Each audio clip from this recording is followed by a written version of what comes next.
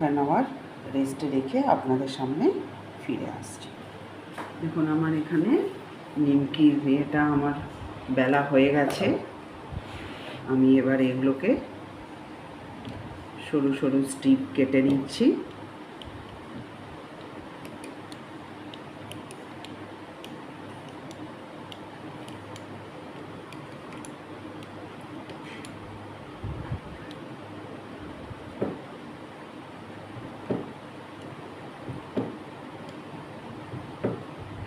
আমার এখানে এগুলো বেলা হয়ে গেছে।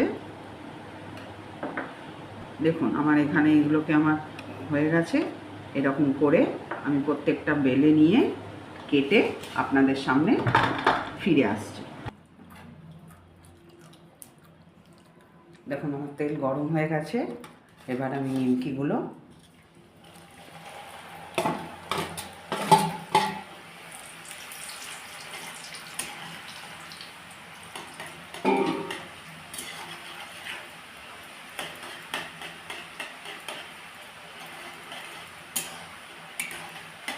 বেশি সময়ও লাগে না, হয়েও যায়। ছোট বাচ্চাদের বাইরের দোকানের খেলে শরীর খারাপও হয়ে যায়।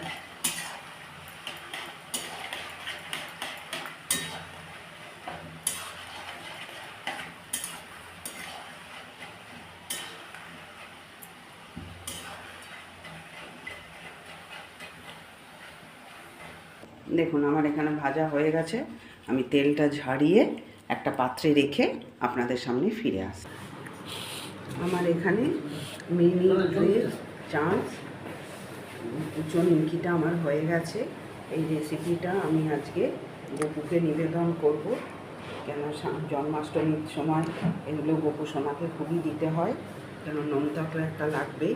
সেই জন্য এরকম করে করবেন। খুবই কম উপকরণ লাগে, খুবই কুইকে হয়ে যায়।